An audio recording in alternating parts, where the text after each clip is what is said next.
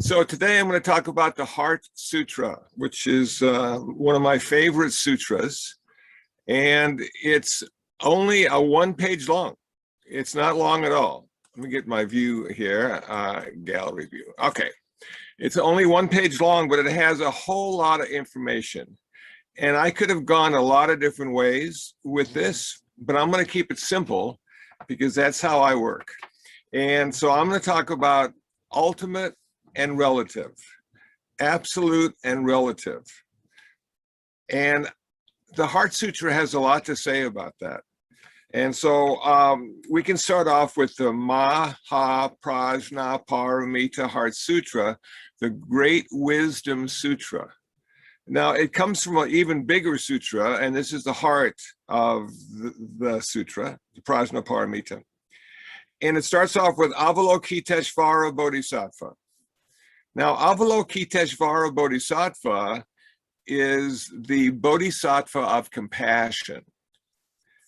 And what I found interesting about doing a little research on Avalokiteshvara is before around the 12th century, Avalokiteshvara had many arms and hands and tools to reduce our suffering. And then the Christian missionaries found their way to the East. And all of a sudden, Avalokiteshvara transformed into a woman, very much looking like the Virgin Mary.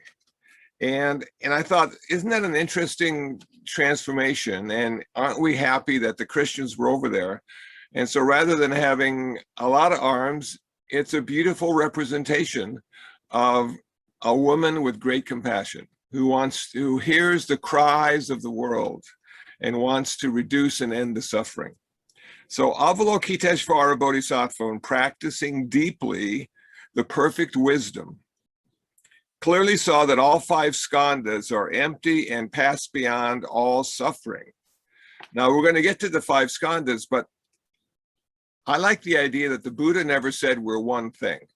There's no Joe or Mary, and Joe and Mary are not simply one thing, but we're at least two things, name and form, nama rupa. In some cases, we're the 32 parts of the body. In some cases, we're the five skandhas, or the five heaps is sometimes referred to. And so it's never one thing. So it's always more than one. It's always relative. It's never the ultimate. Now, in preparing for this talk, I wanted to see how computers talk to each other. And computers have a rather simple language. They have zeros and ones. So I'm going, okay, zeros and ones. Now, could we put one as everything, like the one God or the one country or the one this or the one that? Could one represent everything? And then the zero represent nothing or emptiness. And so if we can get our heads wrapped around that, we can say, yeah, you know, we can use computer language to understand a relative reality because it's two or more. And so with that in mind, let's go on to Shariputra, one of the famous disciples of the Buddha. Shariputra, form does not differ from emptiness. Emptiness does not differ from form. One does not differ from zero. Zero does not differ from one. Form then is emptiness. One then is zero. Emptiness then is form. Zero then is one. Sensation, perception, volition, and consciousness are also like this. Now, form, sensation, perception, volition, and consciousness are the five skandhas. That's what makes up a human being. And that's in itself one talk. So I'm going to keep it simple. We're just going to go zero and one. We're going to go form and emptiness. And now we get into the third paragraph. Shariputra, all dharmas are marked with emptiness. All ones are marked with zero. Not born and not dying, not stained and not pure, not gaining and not losing. Therefore, within emptiness, there is no form. Therefore, within zero, there is no one. no sensation, perception, volition, or consciousness. No eye, ear, nose, tongue, body, or mind. No form, sound, smell, taste, touch, or dharmas. No realm of sight till we come to no realm of consciousness. No ignorance and no ending of ignorance till we come to no old age and death, and no ending of old age and death. No suffering, origination, extinction, or path. No wisdom and no attainment, with nothing to attain. Now, what he's doing here, or what the sutra is doing here, it's pointing in the direction of ultimate reality, but ultimate reality cannot be spoken or understood intellectually, because in order to speak, we have to have two or more. In order to understand intellectually, we have to have two or more. If there is simply emptiness or one, we can't comprehend that intellectually. So in the sutra, what they're doing is they're pointing at this ultimate reality. Now, what I've come to understand is that this ultimate absolute reality is sort of like a coin. So you have a coin, and you have heads, and you have tails. And so far in the sutra, the heads do not have the tails do not have the heads. They talk about what this is and what this is, but they are pointing at the coin itself. They're saying, don't get caught up in one side or the other. Don't be a lefty or a righty. Choose the middle path. Choose the path that the coin resides in. Now, a couple days ago on channel 13.4, Star Trek, the original Star Trek was on. And one of my favorite episodes where they had these two guys and their faces were painted black and white, right down the middle, white side, black side. And they hated each other. And Captain Kirk said, how can you hate each other? You come from the same planet, you're of the same species. And one of the guys says, oh no, look carefully. He has white on the right, I have black on the right. We're different. I hate his difference. And when I first saw this back in the good old days, in the 60s, I didn't really get it. You know, and now after all the years of living and watching politics and watching the world, yeah, you know, we always spot the differences. Rarely do we spot the similarities. And the differences we get fixated on as being either better or worse. And so this was a perfect episode of Star Trek. If you get a chance to see it, I don't remember what the name of it is, but it was fun. And I'm going, yeah, you know, that's it. That's it. They're not looking at the person. They're looking at one side or the other, what they represent or don't represent. And oftentimes that's how we look at the world. What does the world mean to us? What have we picked up? What do we see? What do we understand as being true and not true? You know, and again, this is the dualistic picture that we see and we're caught in, and it's ultimately not the real truth. So the real truth, the truth itself, the ultimate truth is that we don't know, because none of our sense stores can pick it up. We don't know what the ultimate reality is because we can't see it. We can only see things that can be described dualistically, with tall or small, light or dark, good or bad, skillful, unskillful. We can put that into the box. But if we try to take all of that out of the box and see what's left, we can't see anything. So the Heart Sutra, at one level, is pointing us into the direction of ultimate reality beyond duality, beyond dualism, beyond good and bad. And we can experience it, but we can experience it in meditation. And if you think about your meditation practice and you're sitting quietly, and all of a sudden this ego personality starts to settle a bit, like muddy water placed on a placed on a counter. And if the water is still enough, the mud goes to the bottom and the water becomes clear. And if we can sit long enough and let our mind still, like the muddy water, we can become clear and we can experience, we can know, but we can't understand. And that's what I find so fascinating about Zen. And when you hear the Zen masters of old try to explain what they've experienced, it's a haiku, it's poetry, it's insanity, it's beyond duality, it's beyond language. And they're oftentimes using the language of poetry rather than the language of prose to share with the reader or the listener what they've come to understand as being truth. Now, if you've ever had a chance to listen to a Zen Dharma talk, oftentimes I find it makes no sense at all. And it sort of short circuits all my intellectual prowess, if you will, what little I have. And I'm going, what the hell did they talk about? What are they trying to say? What's the point they're trying to make? And over again, I came to the conclusion, I haven't got a clue. I don't know what they're trying to say.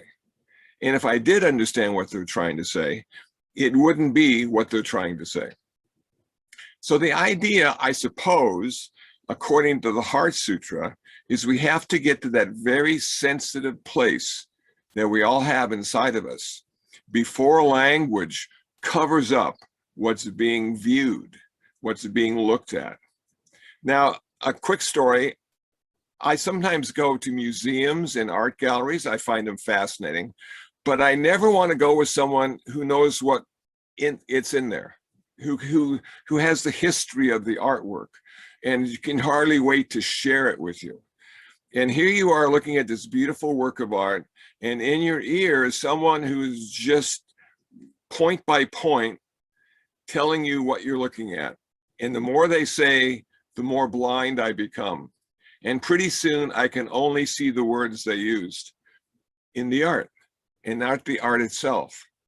So I rather enjoy going and not looking at what I'm seeing. And if I'm curious, then afterwards, I'll go Google it and say, oh yeah, okay, that's what I was watching. That's what I was looking at. That's what it means, according to the critics and the art connoisseurs.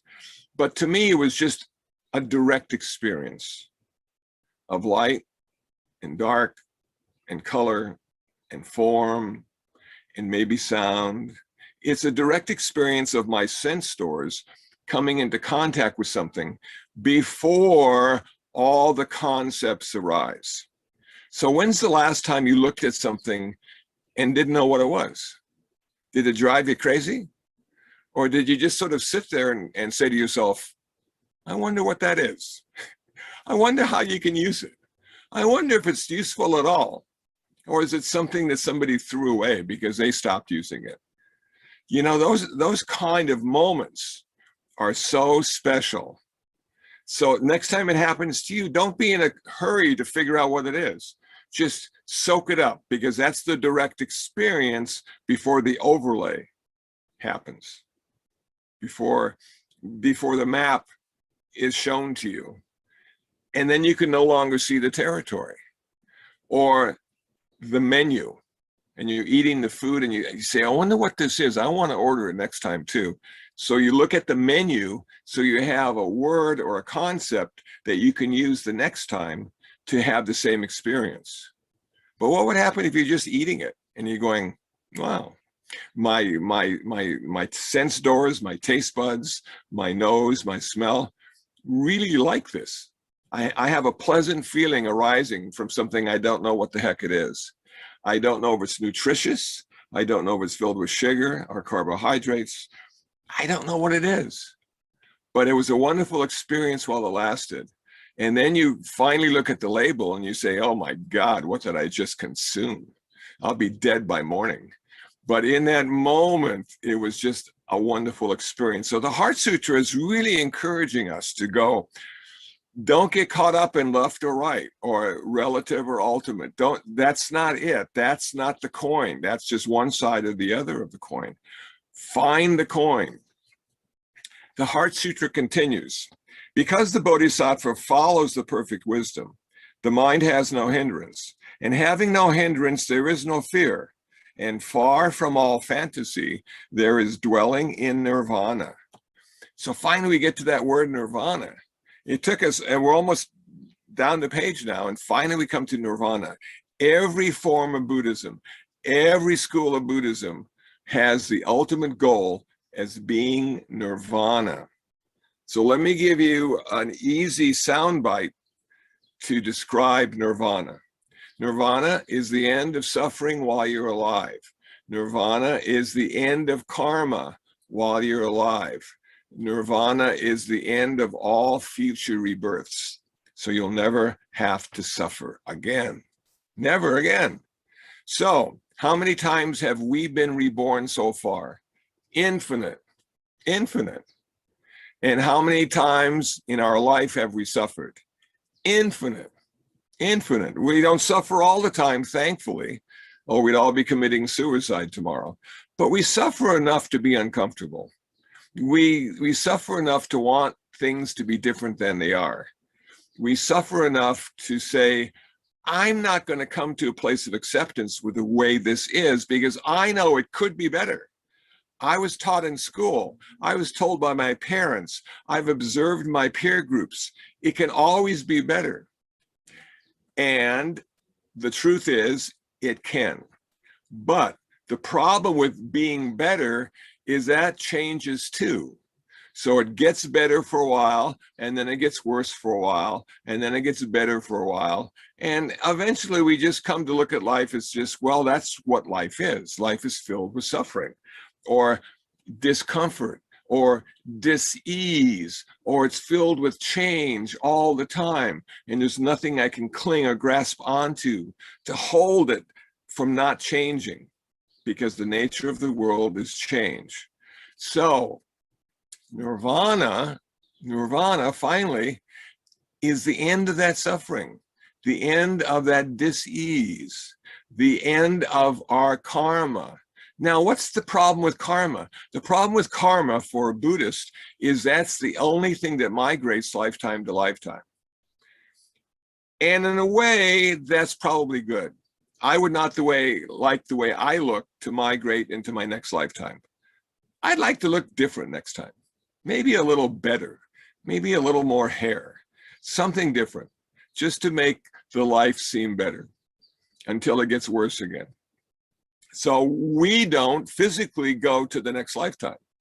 There's nothing inside of us, and I'm going to use the word soul. The Buddha said, well, I don't know if there is a soul or not a soul, but that's not what migrates to the next lifetime for a Buddhist. It's your karma, man. Your karma keeps going on.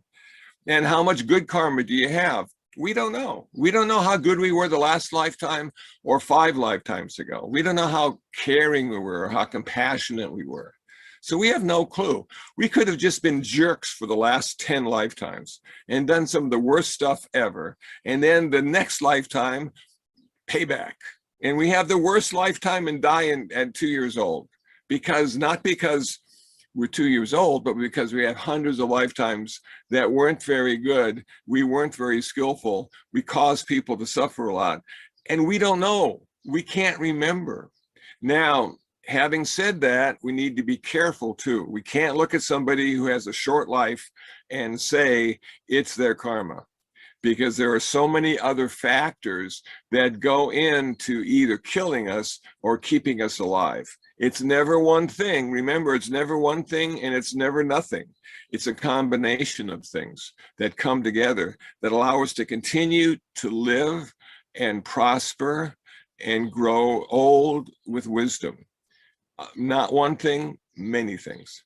Okay, so once the karma ends in our nirvana, we can't ever be reborn again. The Buddha at one point said, I teach the path to immortality.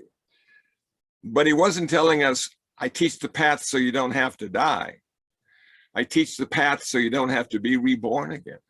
so you don't have to go through all the suffering you go through in every lifetime, shedding the tears for all the things that were lost and all the people that were lost and all the circumstances that never turned out to be very good. Those tears kept flowing. So I'm teaching you how not to go through that again. So what is nirvana after death? Is it like heaven? You know what? The Buddha never went into great detail about what it was. I would doubt it's like heaven. I would doubt you get to see your old dogs and cats and maybe relatives and friends.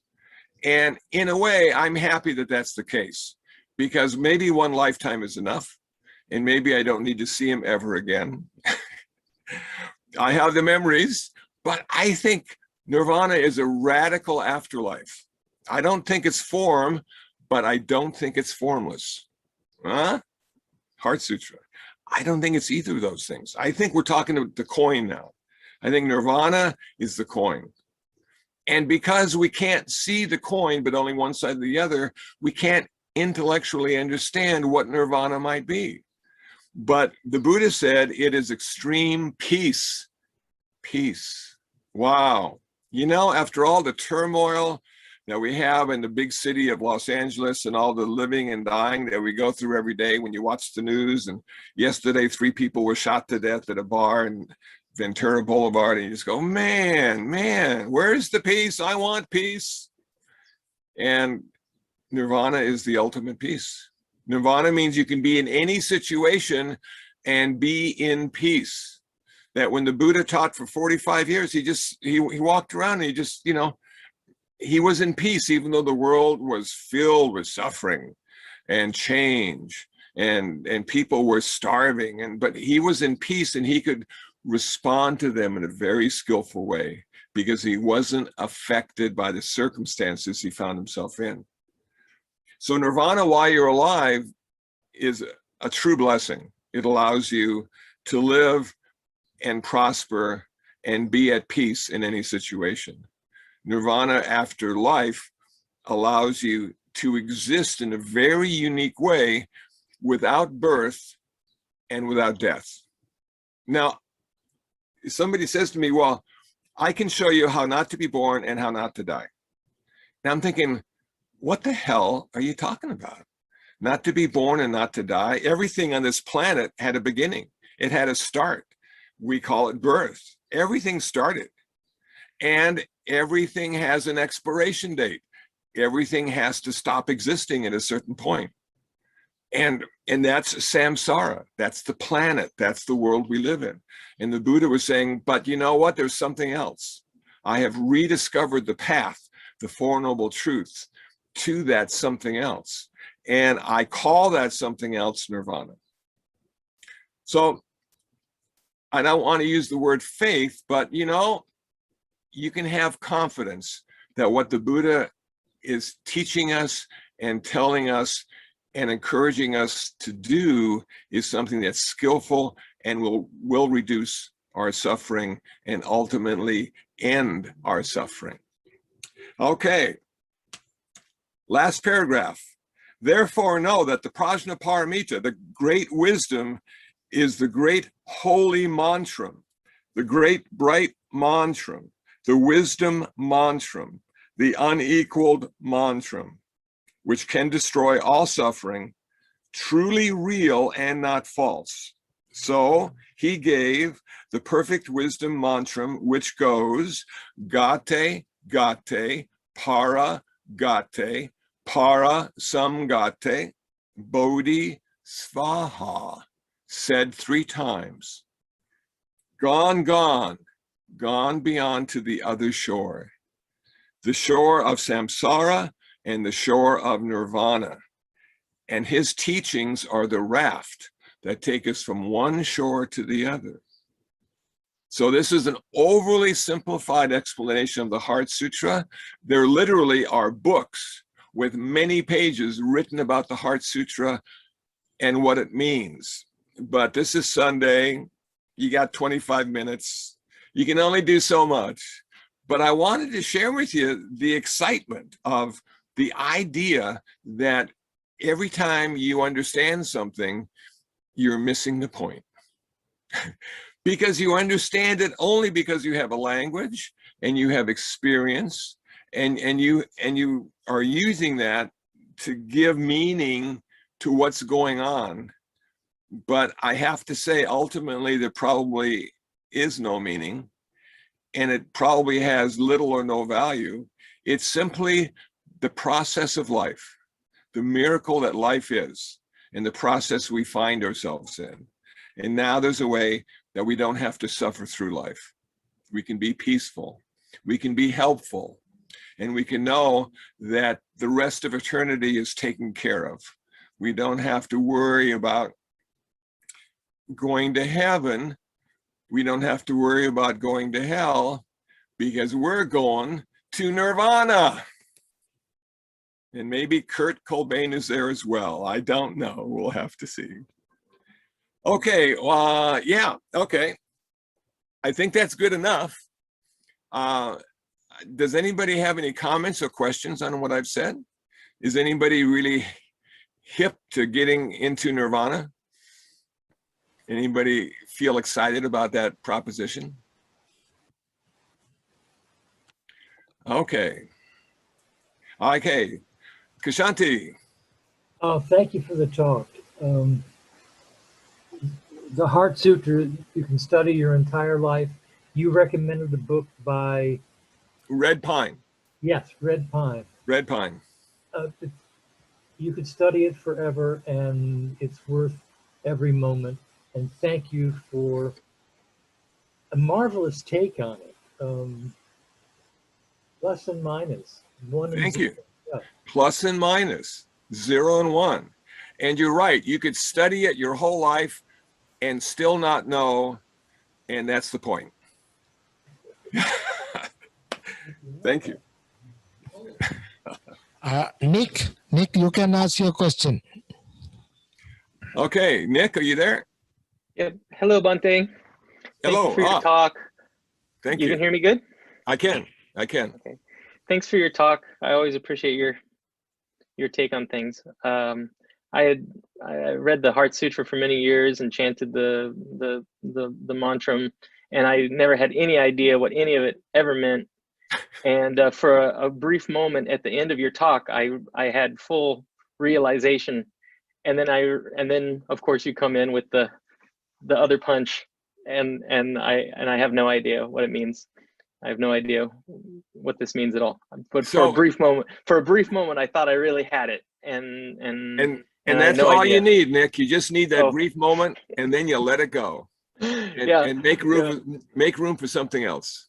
Further investigation. I had a question about, if you don't mind, I have a question about wise concentration and wise effort as it relates to like my meditation. And at one point you told me or told us that like the daily practice was kind of like brushing my teeth. It's not very exciting, but it has to be done. And I have a daily meditation practice, and man, oh man, it has gotten really boring. And my mind now is, I'm feeling like very cluttered. I'm not thinking anything bad. I don't feel like I have to like use wise effort to like sublimate like, bad thoughts or anything like that. But it's just like, I'm basically making lists of how I'm going to work out tomorrow.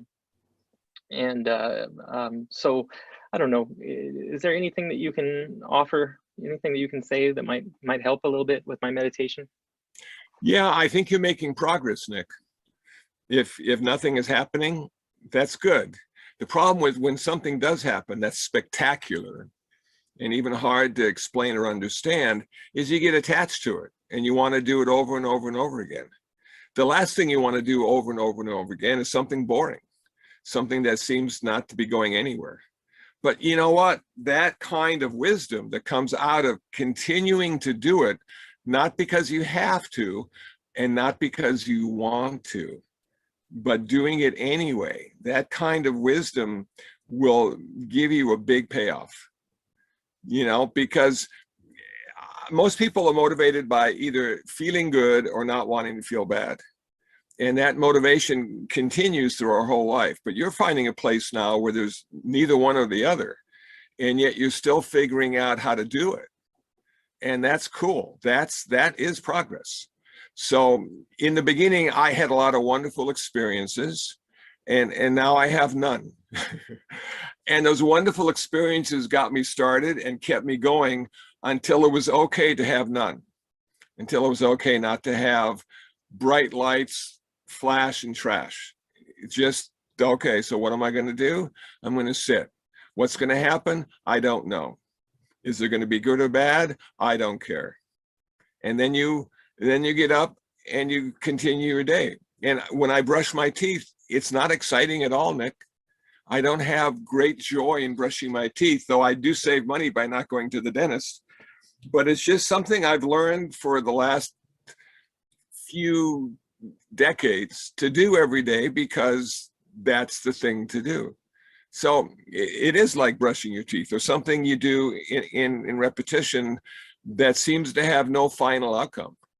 It never ends. There's no ultimate goal that you're going to reach in your meditation other than meditation. You know, it doesn't end. The Buddha, after he achieved his nirvana, meditated for the rest of his life. Now, did he have to do that? I don't think so, but there must have been something good about it, or he wouldn't have done it. And maybe I shouldn't use the word good, but there must have been something about it that encouraged him to continue doing it for the rest of his life. Maybe physically, maybe it brings our body back into balance, because he had achieved nirvana, so he had a perfect mind, perfect consciousness. But he had an old body towards the end. He had, you know, backaches, and his knees didn't work very good, and they didn't have any buses or planes, so he kept walking around and sometimes had to sit and rest because he got tired. And I'm thinking, how could the Buddha get tired? He's the Buddha. Well, the Buddha had a body. He had an earthly body.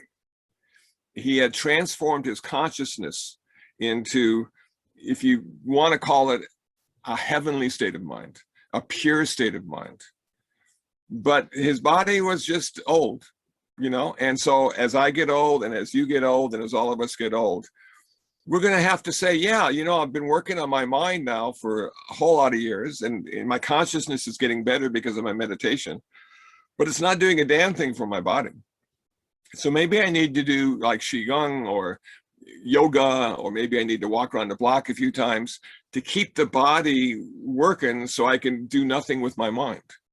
So I can sit there and meditate and nothing ever happens. And then I know I've made progress. As soon as something happens, yeah, man, red flag. Uh-oh, I saw bright interior lights. I want to go back and do it again. It was so cool, you know? And we have to go, no, that's it.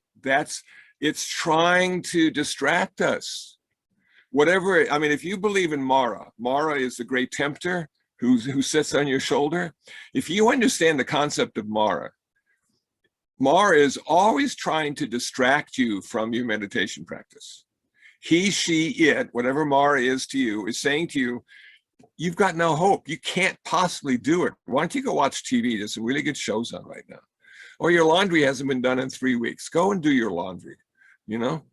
And you're going to say, Mara, I'm going to sit here and meditate. And I don't care what you tell me.